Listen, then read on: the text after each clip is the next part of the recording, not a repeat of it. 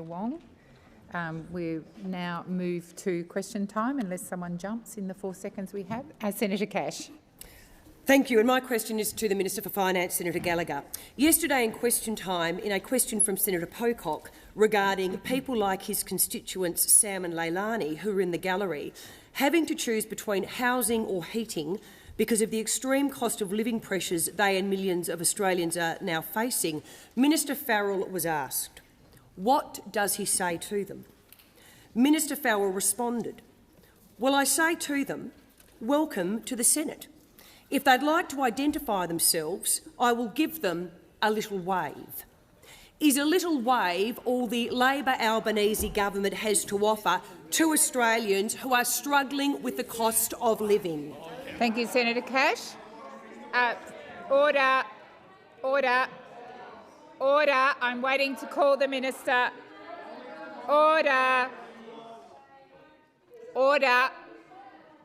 Senator Gallagher. Thank you, President, and I thank the acting Leader of the Opposition in the Senate for the question. And the Albanese government and Senator Farrell reflected this in his remarks yesterday, place cost of living and easing the cost of living pressures on Australians as a top priority of this government. And everything we have done since being elected has met that challenge.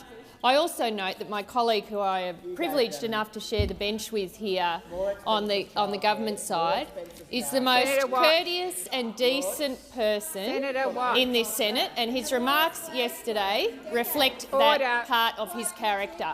On the cost of living question,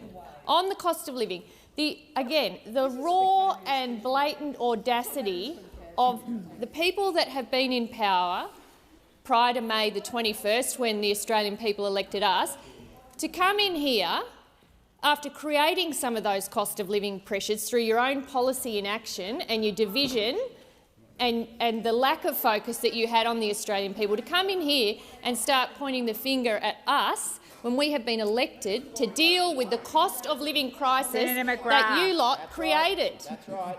And everything we have done on every day we have turned up to work since that election has been to deal with this most serious challenge. We understand that cost of living pressures are hitting Australian people hard. We understand that, which is why our policies are so important to implement, more important than ever.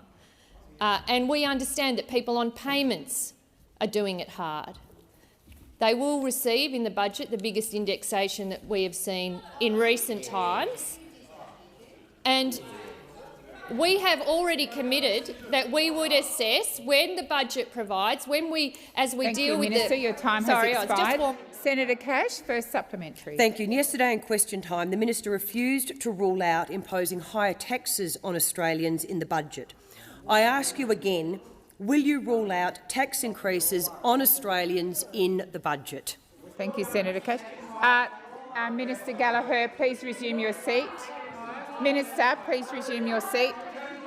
When the Senate is quiet, order. I'm waiting to call the minister. Minister Gallagher.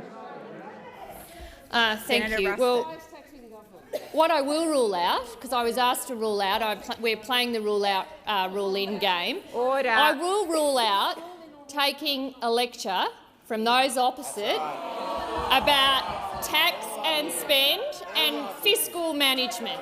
They like to present themselves as fiscal conservatives, but we know, because we've got the budget now and we've got the briefings, we know that as you got more out of control as a government, as the former Prime Minister took on more and more of your portfolios and made all of the decisions, that you ripped up and broke the budget. That's what happened. Now, what I can rule out is accepting any lectures, and what I will say is we will be implementing the policies we took to the election, and we will be dealing with the waste, the rorts, the mismanagement and the failed priorities of your term in government. You'll see that in the budget. Thank you, Minister.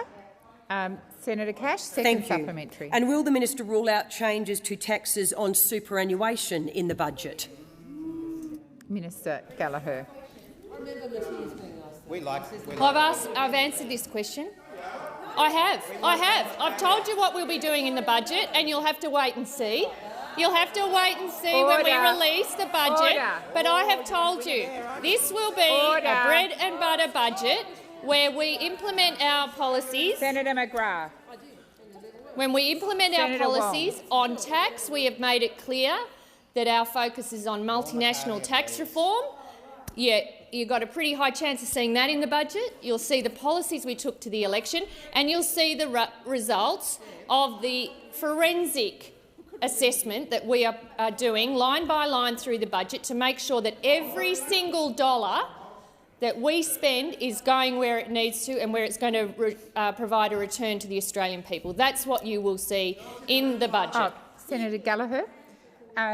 Senator Ruston. President, on a point of order, I think the question was one sentence and referred to superannuation and the budget. I don't think the minister has said anything about superannuation and the budget. It also included, the minister was asked to rule out taxes on super. I believe she is being relevant, but she's heard your objection, and if she needs to give further detail, I'm sure in the 8 seconds remaining she will. She's finished. Thank you, Senator Ruston. Senator O'Neill. Very much, Madam President, and my question is to the Minister representing the Prime Minister, Senator Wong. How's the government delivering on its pledge to return accountability, transparency and integrity to government? Minister. Busy legislating to clean up. I have called the minister, and I think we're waiting for silence so that she can begin her answer. I remember. Thank you. I thank Senator O'Neill for her question and for her interest in these matters, which are important to the nation and important to the government, important to the parliament. And today is an important day because we introduced the first government bill to establish a National Anti-Corruption Commission into the House. It is a bill which delivers on a key election commitment first made prior to the 2019 election to establish a powerful and independent anti-corruption body at the federal level. It is a watchdog with teeth, and it is a commitment that we have consistently advocated for, and today we are delivering. The former government, having made their own pledge to introduce a federal anti-corruption body in December 2018, never even got to the stage of introducing a bill. The federal government is the last jurisdiction in this country not to have an anti-corruption commission, and we all know it is past time for that to be fixed. And those of us on this side of the chamber are proud that the Albanese Labor government is just doing just that. Today's bill is a product of an extraordinary amount of work, and it has been shaped by constructive consultation with experts and with members of the House and Senate. It aims to learn the lessons from existing anti-corruption commissions across the nation, balancing the need for transparency with the need to prevent undue damage to reputation. The ultimate aim of this body, once established, is to both prevent and expose corruption at the federal level. The Australian people sent a clear message in the last election that this is what they want. It is now incumbent upon this parliament to deliver. Shortly after introducing the bill this morning, the Attorney-General moved to establish a select committee of both houses to scrutinise the bill. We welcome that scrutiny and the dialogue which will flow from it, reflecting the government's genuine desire for this bill to have support across the parliament. There is no more important task for those of us elected to this place than maintaining the trust placed in us by the Australian people, and today's bill is an important part of that task. Thank you, Senator Wong. Senator O'Neill, first supplementary. Thank you very much, Madam President, and I'm delighted to ask these questions on this very historic day of Labor delivering on a very significant commitment. How will the National Anti-Corruption Commission prevent and expose corruption at the federal level? Minister. And I thank Senator O'Neill again for her supplementary question. The National Anti-Corruption Commission established by the bill will be strong and it will be independent. It will have broad jurisdiction to investigate serious or systemic corrupt conduct across the Commonwealth public sector. It will have the power to investigate ministers, parliamentarians and their staff, statutory office holders, employees of all government entities and contractors. It will have discretion to commence inquiries on its own initiative or in response to referrals from anyone, including members of the public and whistleblowers, and referrals will be able to be anonymous. It will be able to investigate both criminal and non-criminal corrupt conduct and conduct occurring before or after its establishment, and it will have the discretion to hold public hearings. It will also have a mandate to prevent corruption and educate Australians about corruption. This will be a significant reform for the nation and is a necessary part of rebuilding trust in institutions, including in this parliament, for the Australian people. Thank you, Senator Wong. Senator O'Neill, second supplementary. Thank you, Senator Wong. And how does the government's approach to establishing National Anti-Corruption Commission contrast with previous approaches? Minister. Thank you to the senator for her question, and we all know that is a somewhat sorry tale in terms of the past because, and yes, it may be that Senator Cash might like to add to my remarks, because we do recall that those opposite announced a national integrity body in December 2018, but they never delivered. They never delivered, and in fact one of the more interesting things during the election campaign was watching Mr Morrison try to blame everybody else, that's a change, everybody else for his failure to introduce his own bill. Those opposite didn't even get to the stage of introducing the bill because they were apparently too scared the parliament wouldn't support it. It was everybody else's fault again.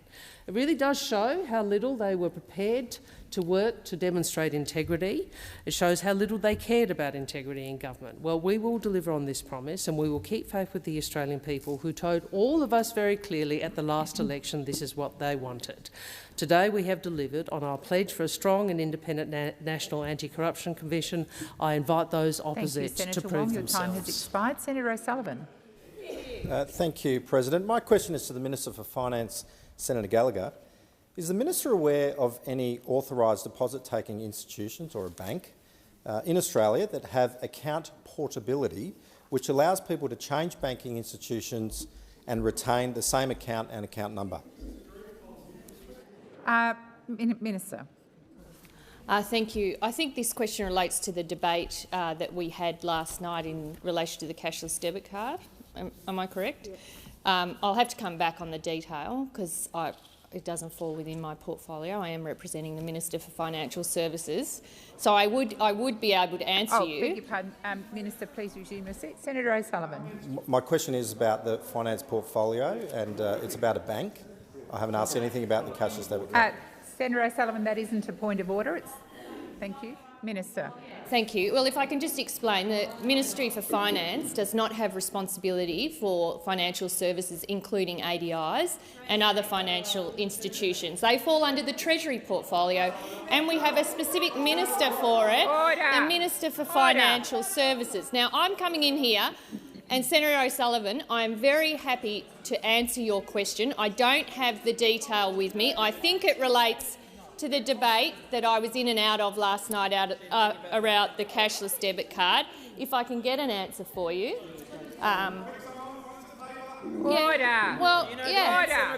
Yeah. I'm sorry, but when you're repping about 14 portfolios, I do rely on a bit of paper. I do. I'm not going to pretend that I'm coming in here. Minister. James, you wouldn't understand. Order. Order. Senator McGrath. Order. Senator Henderson. Order. Order. Senator Watt, I just called the chamber to order. I don't need you to add to it. Senator McGrath. Order. Seriously, the minister is answering the question. I could barely call order.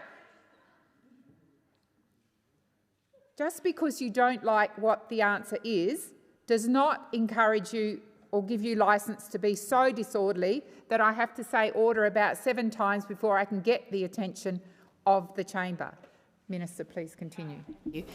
Thank you, President. And as I said, I do come into question time with the desire to answer the questions that are asked of me, and which is why I'm taking it on notice, because I also treat this chamber with respect, and I don't want to answer something that is not correct and mislead the Senate. So I do take this responsibility seriously. I will come back with an answer based on the advice of the relevant minister who I am repping in this instance.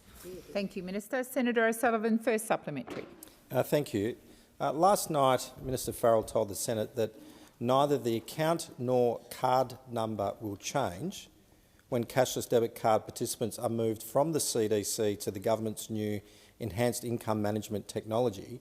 From a financial institution perspective, does the minister concede that if someone is retaining the same bank account and account number as their old card, that they cannot possibly be moving to a different institution or onto a different account? Thank you, Senator O'Sullivan. Minister Gallagher. Yeah, thank you, everyone.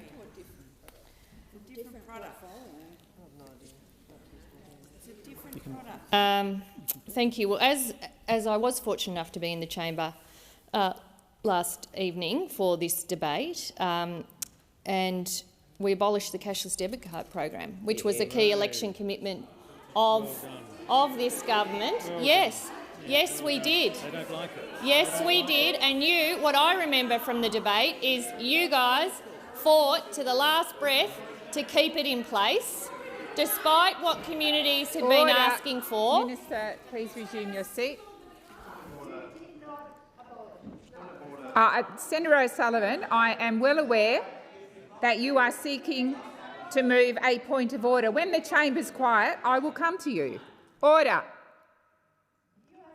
Senator Ruston, you've got one of your own senators on his feet. Senator O'Sullivan. Thank you, President. Well, I'm not. On relevance, my question asks for, on a financial institution perspective, and the minister is going to the broader issue of the cashless debit card. The minister has 31 seconds remaining, and Minister, wait for the call. The implementation of the abolition of the cashless debit card and support for those people that would be on it and moving to other arrangements. We are looking for the smoothest opportunity for them to ensure that the transition is appropriate and that they are supported through it. But we have delivered on our commitment to abolish the cashless debit card, and I watched last night, division after division, you lot try to keep it in place. That's what happened last night. That's what history will show, and we will work with communities to make sure they are supported and treated with respect. Senator O'Sullivan, second supplementary. Thank you, President. Will the minister now admit that the government has no intention to abolish the cashless debit card and has done nothing more than simply change its name? Minister. Thank you. Last night, everyone in this place saw what happened. We abolished the cashless debit card program, a program that you introduced that your own assessments showed was inconclusive. Please resume your seat. Order. Order. You've asked the question. The minister, Senator Wong, the minister has the right to be heard in silence.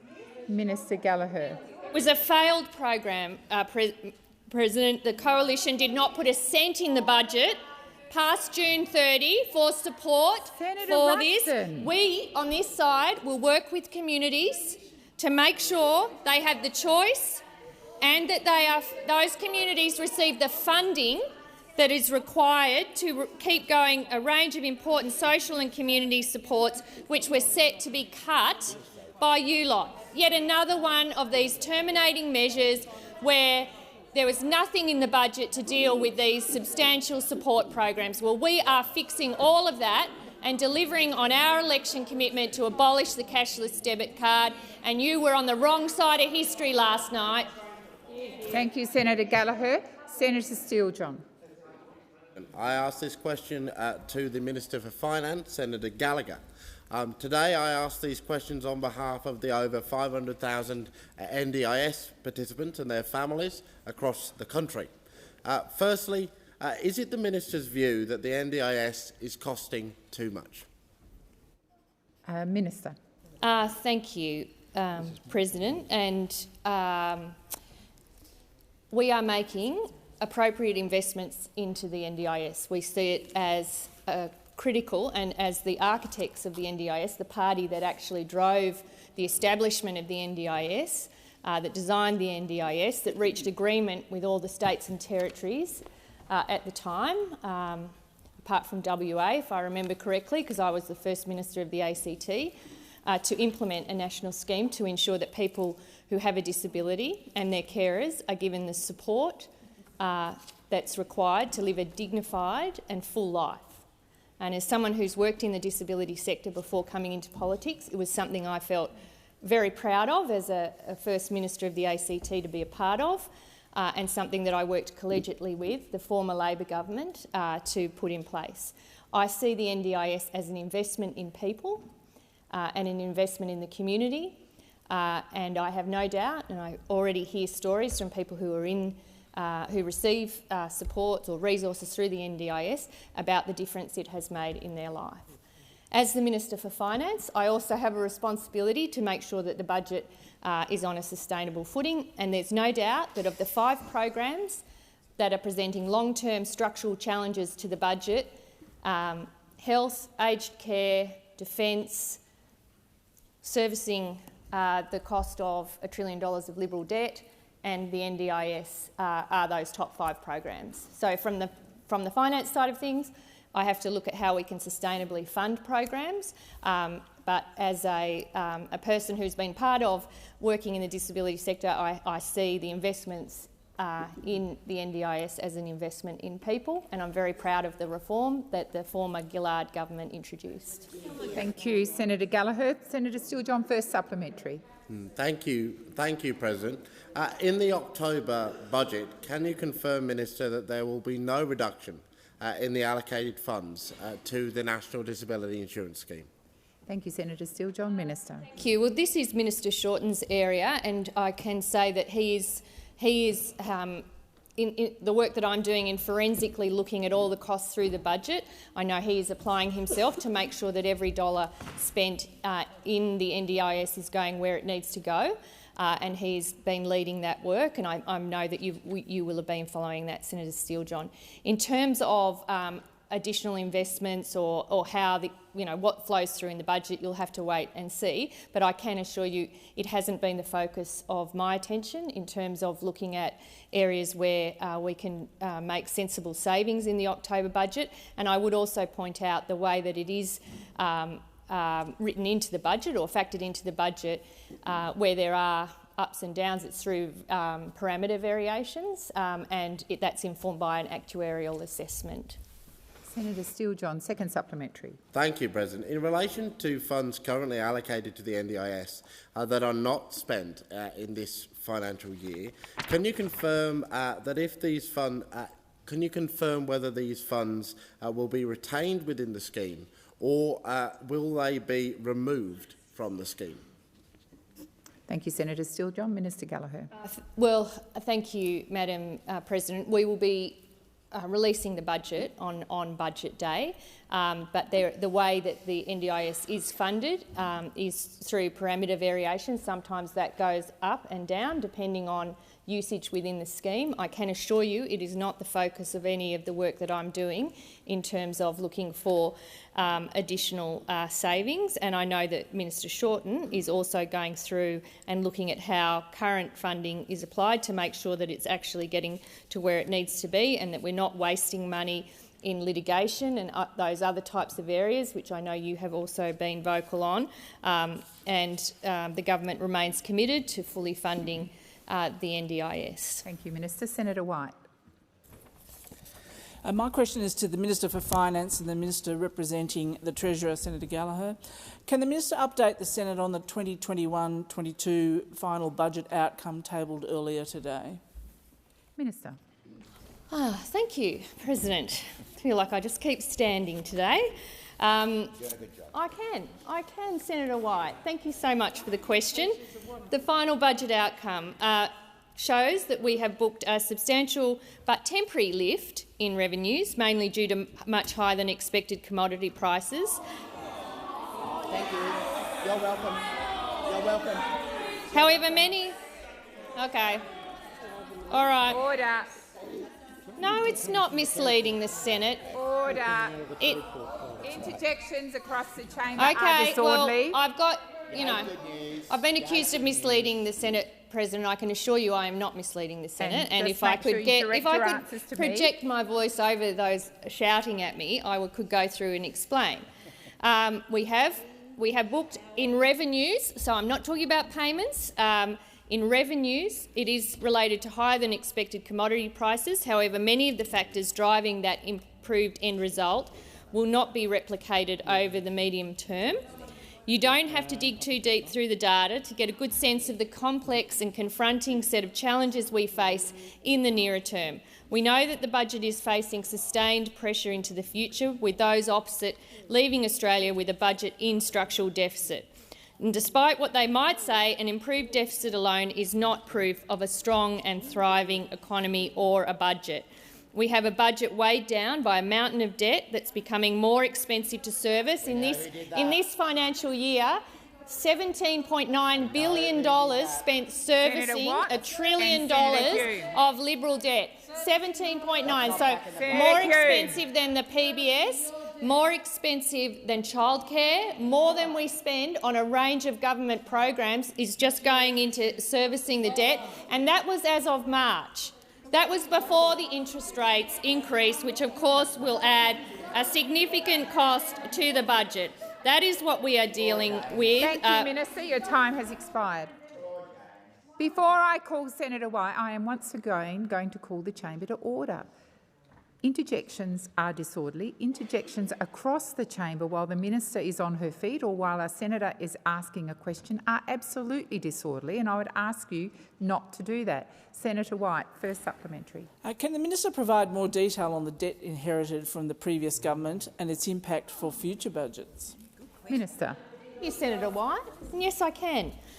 The government inherited a budget heaving with $1 trillion of debt, with ongoing budget deficits stretching beyond a decade. And as though they would like to rewrite history on debt and they would like to make it all about the pandemic, it had been doubled before the pandemic hit.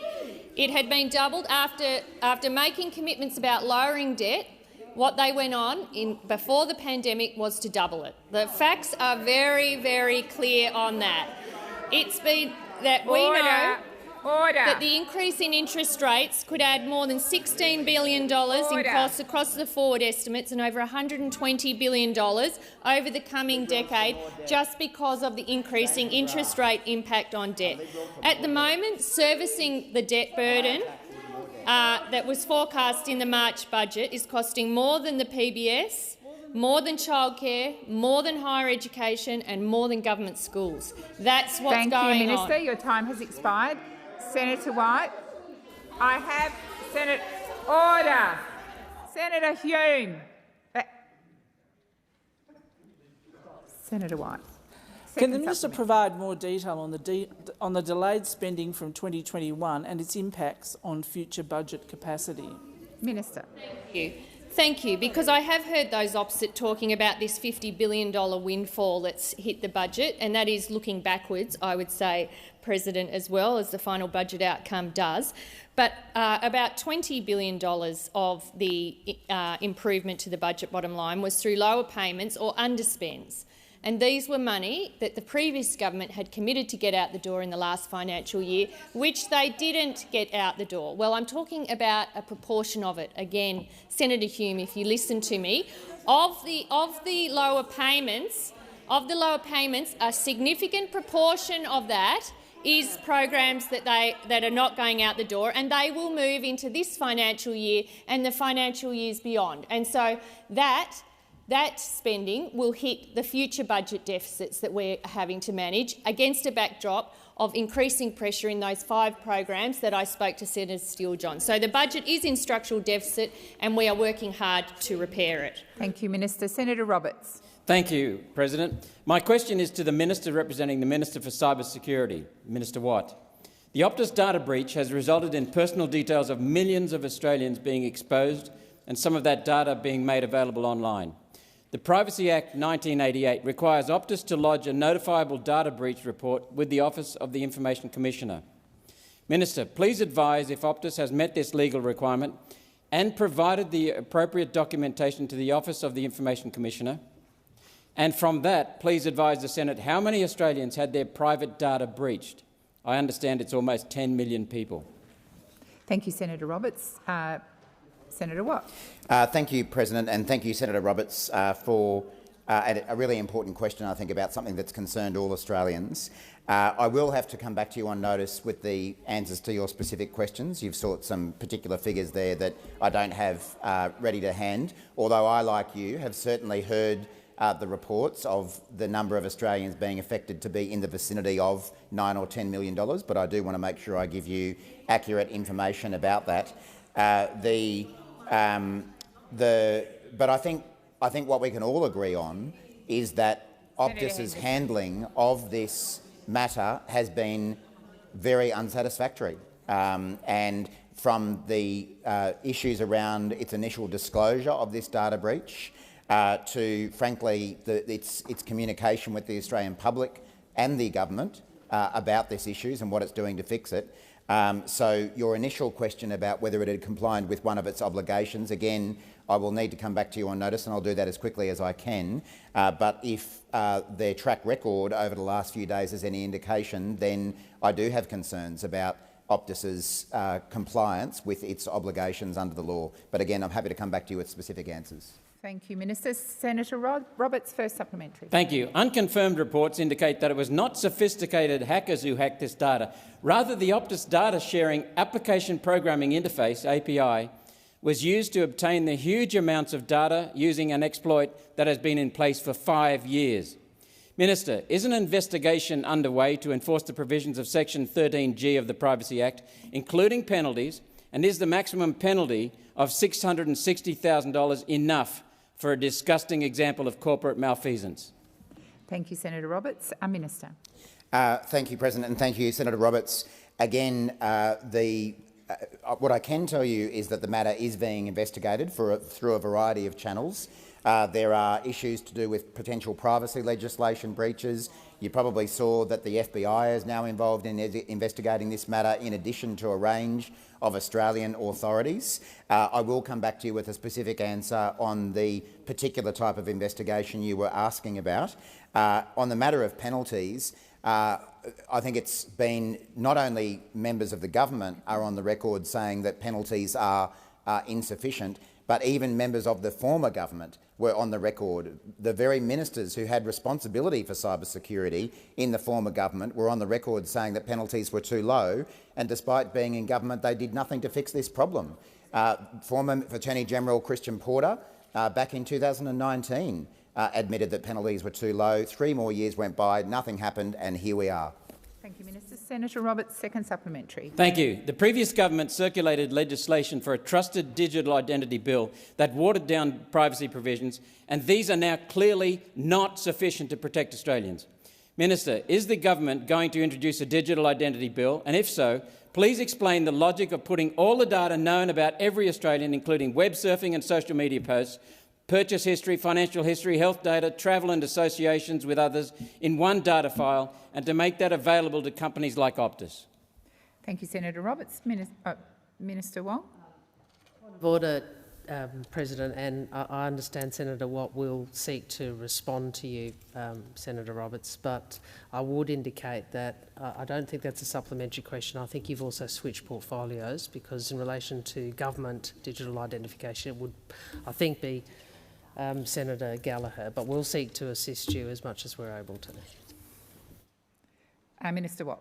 Thank you, President, and thanks again, Senator Roberts. Senator Gallagher, as Senator Wong has indicated, is the responsible minister here, and Senator Gallagher has informed me that this is a priority issue being considered by state, territory and Commonwealth ministers responsible for data management within government, and it is intended to discuss this matter at a forthcoming meeting of the Ministerial Council. More broadly, not only is our government investigating these matters very seriously, but we have already commenced a range of reviews around the Privacy Act, cybersecurity. Those reviews commenced before this latest incident, and frankly, the fact that this incident has occurred indicates that our laws do need a massive overhaul, and we're left neglected by the former government. So we take these issues very seriously. We're not going to dither like the former government did, and we're not going to leave Australians exposed in the way that the former government did. Thank you, Ministers. Senator McGrath. Thank you. My question is to the Minister for Trade and Tourism, Senator Farrell. The Australian Government's ongoing fully budgeted $10 million per annum wine, tourism and cellar door grants program provides a rebate of up to $100,000 for eligible Australian wine or cider producers to invest in their businesses to attract visitors to wine regions, helping grow Australian tourism businesses and local tourism jobs. Will the Albanese Labor government commit to providing the budgeted $10 million for the 2022 round of the wine, tourism and cellar door grants program?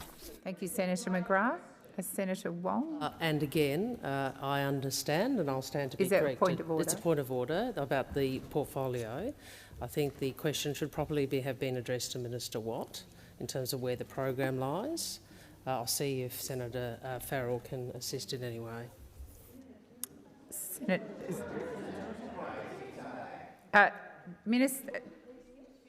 Senator Wong, as the leader, has advised the chamber that the minister is incorrect, but she's invited Senator Farrell to offer an answer to your questions if he can.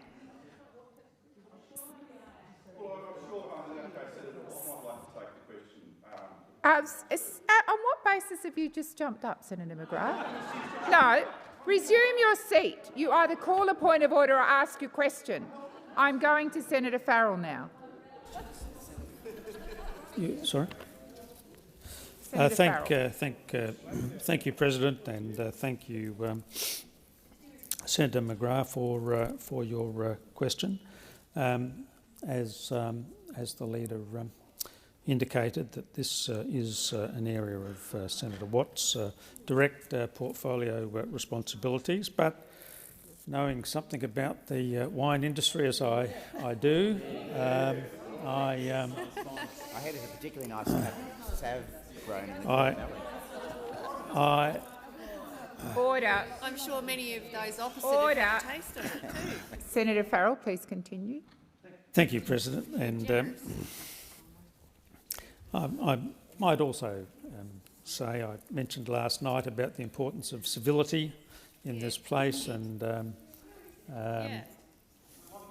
you know, if all these people choose to turn up and exercise their democratic right, I'd like to be civil to the people on the other side, but I also like to be civil for them.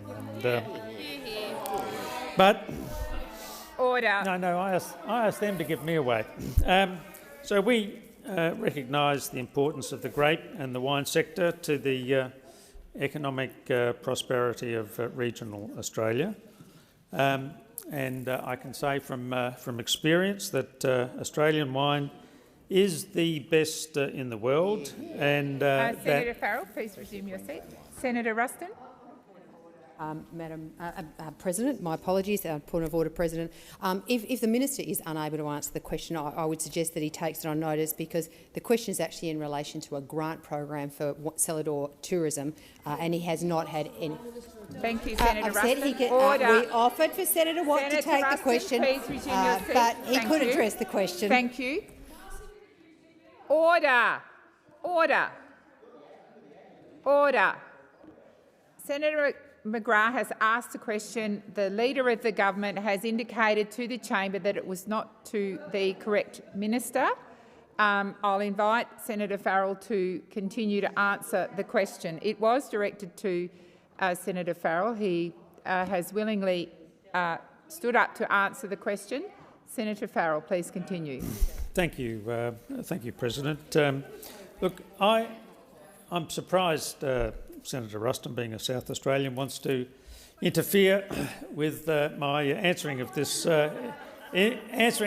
question, because there's probably no state that's got a greater interest in the wine industry than the state of South Australia. But look, these are issues that are under consideration in the course of the budget, as you'd expect. All of these things are under consideration in the course of the budget. Thank you, Minister. Your time has expired. Senator McGrath, first supplementary. Fulsome as always. The Cellar Door Grants program normally opens for applications on 1 July and closes 30 September each year. Given the industry has already waited 3 months for the grant round to open and the usual closing date is just 2 days away, when will the Albanese Labor government give small Australian wine businesses certainty about the future of this program? Thank you, Senator McGrath. Senator Farrell. Order. I actually agree. Order. Senators, I'm waiting to call Senator Farrell. Senator Farrell. Thank you, President, and thank Senator McGrath for that supplementary question. I think the Finance Minister indicated that there are a whole range of areas where, in the lead up to the budget, there are issues under consideration. Coming from South Australia, of course, we understand just how important the wine industry is to this country. We've seen the neglect of our trading relationship under the former government in respect of China. The way in which you just sat on your hands while we lost all that trade. You're suddenly interested in helping the wine industry in this country. What about the last 2 years? What about the last 2 years when you sat on your hands? You had a chance. You had a chance to repair the damage to China, and you did nothing. Senator Farrell. Senator McGrath, second supplementary.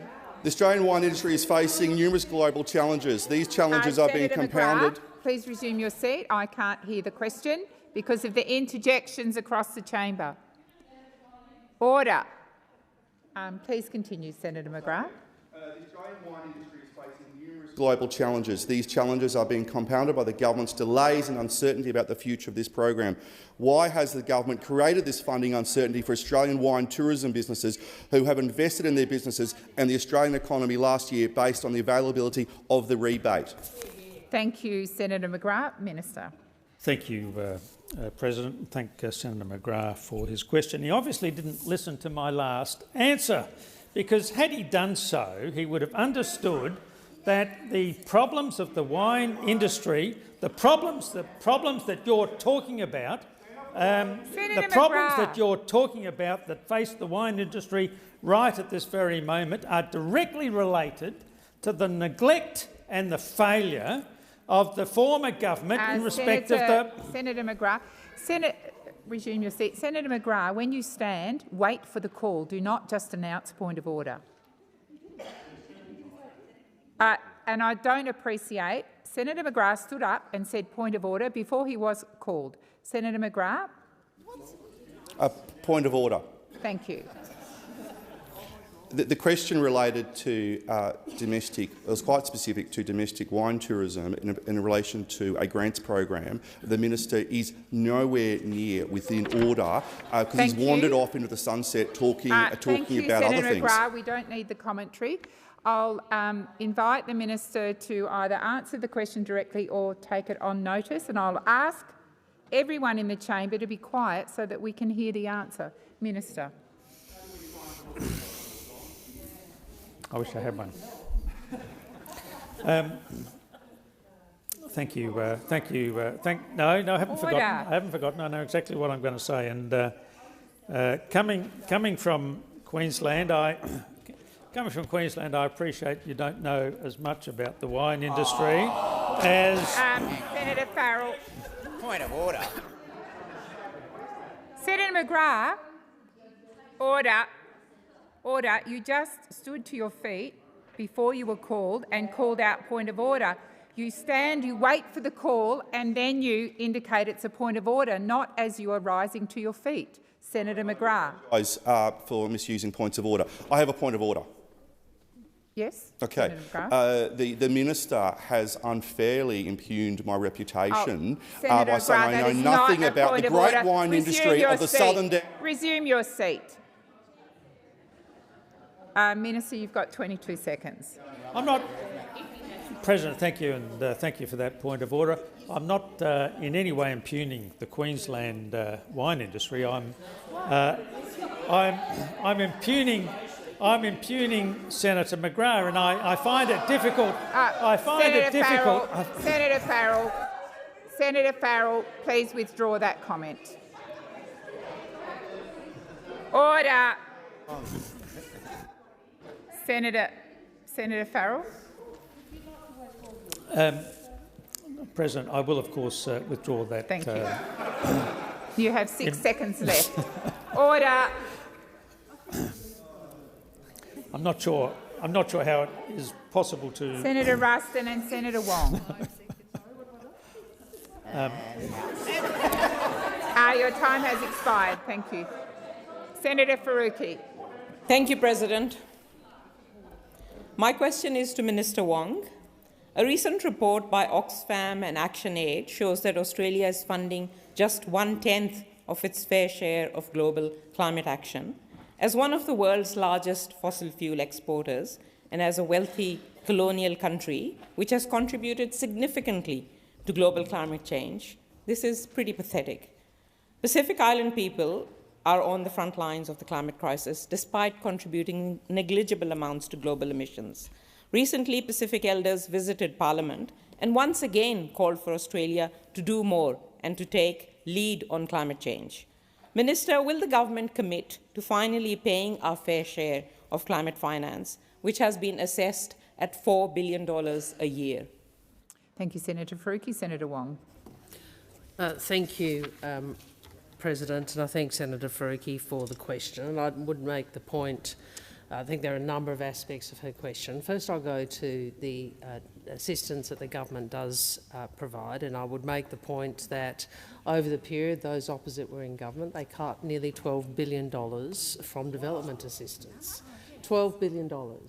And I regret deeply that the bipartisanship that was offered by us in opposition for continuing the maintenance and the growth in the development in the ODA program, Official Development Assistance Program, was never taken up by either Minister Bishop or Minister Payne. I regret that because it would have been much better, I think, for the country, but also for the people of our region if that bipartisanship had been maintained and there was less of a chase for some of the right-wing populists who opposed development assistance.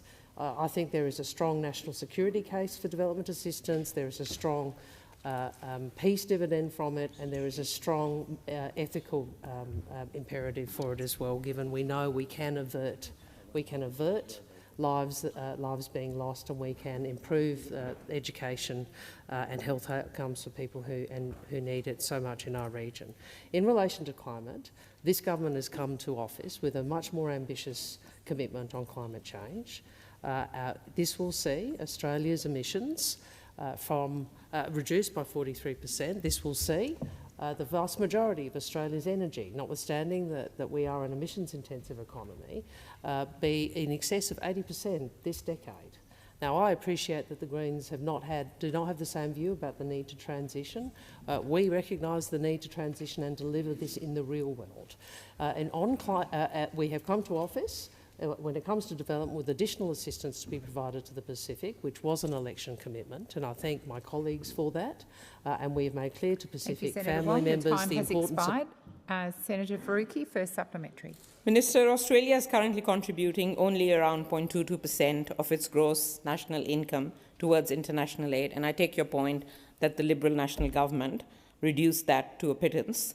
And this is extremely low, well under 1/3 of what is recommended by the OECD and almost the lowest it's ever been. And it's totally inadequate to meet our obligations. So, Minister, what is your government going to do? And my question is, will the government increase its overall aid commitments in the upcoming budget, and by how much? And I would actually appreciate an answer to this question. Your time has expired. Minister. Thank you. Well, in relation to budget questions, there's been a lot of rule in, rule out, which is a usual political process in the lead up to the budget. And I can remember both Senator Cormann and Senator Birmingham standing here and saying, well, You know, these decisions will be made, and they will be made in the budget, and the budget will be handed down on whatever day it was at that time. And so I'm not going to do the rule in, rule out, but what I would say to this senator is that we made a very clear and costed election commitment to additional funding for ODA, which was announced in the election campaign. Exactly. We did that, in excess of $1 billion over 4 years. That included additional ODA to the Pacific, additional ODA to Southeast Asia, additional $32 million to the Australian NGO Cooperation Program, known as the ANCP. And we did that because it was the right thing to do for Australia, because our security lies in our region, and we have a national interest in doing what we can to make the region more stable and more secure, and we will deliver on that commitment. Thank you, Senator Wong. Senator Faruqi, second supplementary. Thanks, President. Minister, will the government commit to ending new coal and gas and establishing a transition authority to support coal and gas communities through a transition to renewable energy? Thank you, Senator Faruqi. Minister Wong. Thank you. I'm not sure it's a supplementary, but I'm happy to take the question, and I've responded on this front before. And I know this is the political point that the Greens wish to make, and they know that the UN Framework Convention on Climate Change does look to the emissions generated in one's own country, and Australia will be reducing those. In relation to projects, they will, for whatever resource, they will go through the appropriate environmental processes. And we will work with our Pacific Island family members. As members of the Pacific family, we will work with Pacific Island Forum members, because unlike Senator those Wong, opposites... please resume your seat. Senator Faruqi. Point of order on relevance. My question was very specific. It had no lead-in, nothing. I'm asking about new coal and gas, and will the government commit to a transition authority? Thank you, Senator Faruqi. I believe the minister is being relevant. Please continue, Minister. Well, I thought I actually specifically answered that, Senator Faruqi, and I know you may not like the answer. I made the point that those projects would be assessed in accordance with Australia's stringent environmental standards. I made the point that the UN Convention on Climate Change does not call upon Australia to do what you are asking. So let's be clear, you are out of step with where the international community is on this issue. Thank you, Minister Wong. Senator Polley. Yes, Madam President. My question is to the Minister for Agriculture, Fisheries and Forestry, Senator Watt. Can the Minister please give an update to the Senate on the progress of the Exotic Animal Diseases Preparedness Task Force, which was announced last month? Minister. Thank you, President, and thank you, Senator Polley, who I know has a long history as a supporter of the agriculture industry in Tasmania. It's important to remember that Australia does remain free of foot and mouth disease and lumpy skin disease. But while that remains the case, we must remain vigilant to biosecurity threats at our borders. Our three-pronged approach of helping Indonesia deal with their outbreak, strengthening our borders and improving preparedness is vital to ensure that we continue to remain free of these potentially devastating diseases.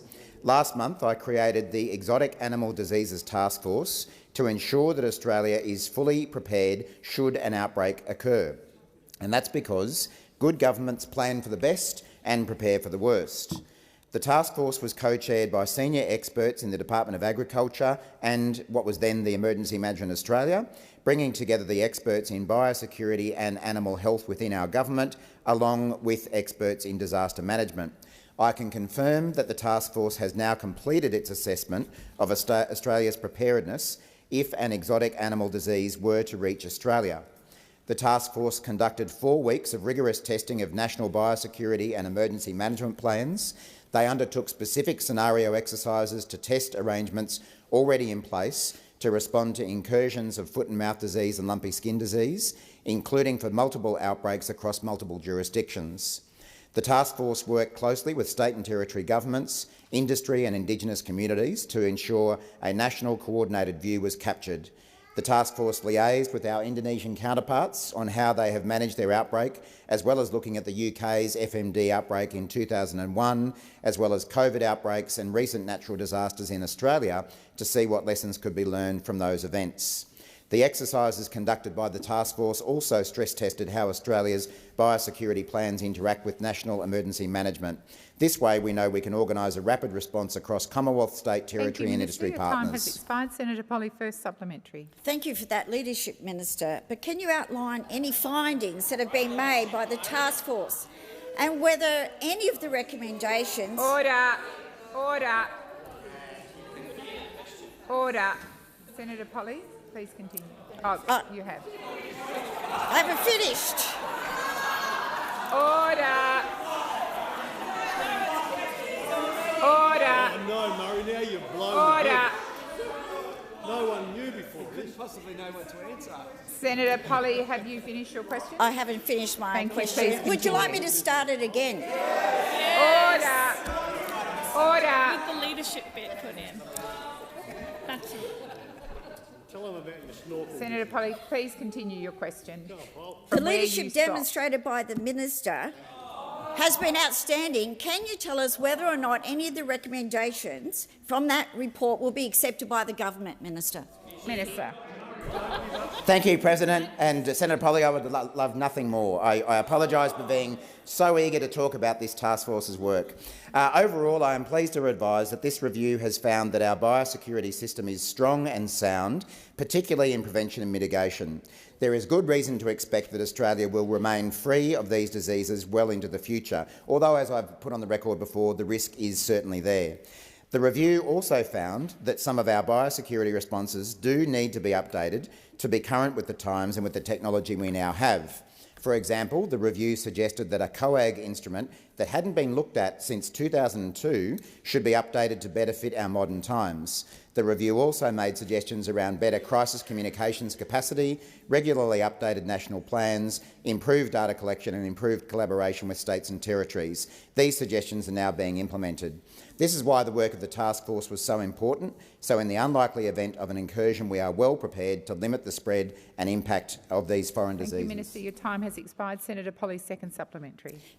Can the minister outline what the next steps are to ensure Australia is well prepared to respond to any potential major biosecurity outbreak? Thank you, Senator Polley. Minister. Thank you again, Senator Polley. As part of Australia's strongest ever response to a biosecurity threat, our three-pronged approach will continue to serve us well as we fight to keep foot and mouth disease out of our country. But we must remain vigilant to this threat and continue to improve our responses going forward. This work will now lead into and inform Exercise Paratus, a live boots-on-the-ground foot and mouth disease-based scenario to be undertaken with states and territories next year. We are also continuing our support for Indonesia to assist them control their outbreak. As of last week, I'm pleased to report that 250,000 doses of lumpy skin disease vaccine supplied by Australia had been administered to Indonesian livestock, while Australia's supply of 1 million foot and mouth disease vaccines have been distributed, with 600,000 being delivered to the island of Bali alone.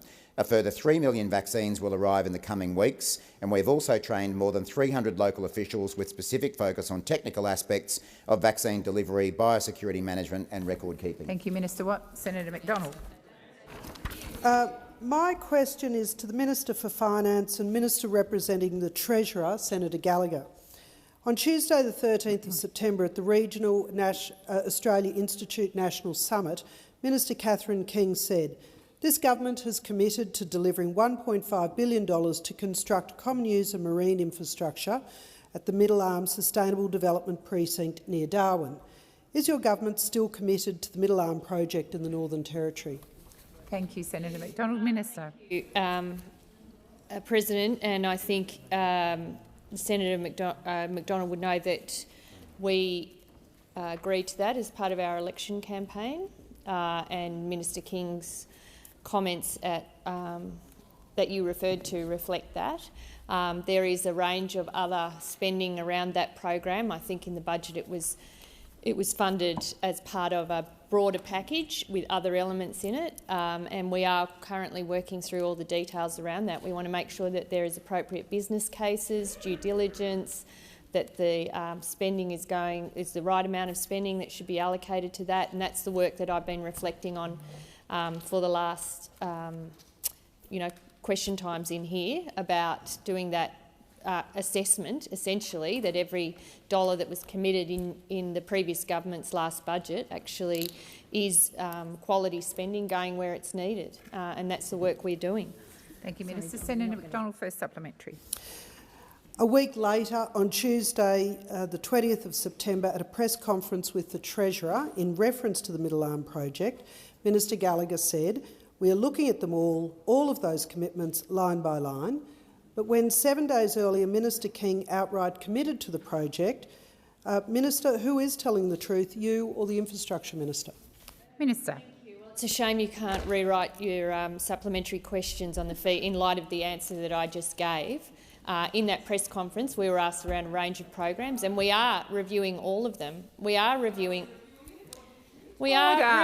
every single measure in the budget, but there are a range of measures that we matched. Now, the work we are doing is to make sure that the money that was allocated is the right amount of money to go to that program, because, forgive us over here, but some of your budgeting was pretty dodgy, to be honest. And so we are going through. We are a grown-up government where ministers do their jobs. We don't have a Prime Minister taking responsibility for every portfolio and making decisions based on apparently nothing. We want the evidence, we want the assessment, and the ERC, as a collective, will make decisions based on that. Thank you, Minister. Senator McDonald, second supplementary. So, still no clarity on the commitment or not commitment. On September the 11th, as reported in the Sydney Morning Herald, a spokesman for Infrastructure Minister Catherine King signalled further cuts to the Regional Accelerator program and the Energy Security Plan were likely. There are few elements of both the Regional Accelerator Fund and the Energy Security and Regional Development Fund that were matched during the election or in a subsequent decision will be funded in some form. Can Minister Gallagher confirm what the few elements are? Thank you, Senator McDonald. Minister. Thank you. Well, I don't think I could have been clear about the original question, because I did answer that straight up. In terms of the other outcomes of the decisions that we've been taking through the budget process, you will see those reflected in the budget process. Like, as you did in your budget, we are going through them line by line, where we have to make some savings, we have to reprioritise, we have to make sure that the precious dollar that's going out the door is actually going where it's needed. In some cases, grants under your government went where proponents didn't even know they had applied for it. Minister, so we please would resume your seat. Minister, please resume your seat. Senator McDonald. It was a specific question. Can Minister Gallagher confirm what the few elements are? Thank you, Senator McDonald. The Minister is being relevant to your question. Thank you. I've answered the question. Thank you. Minister Wong. Ask that further questions be placed on that.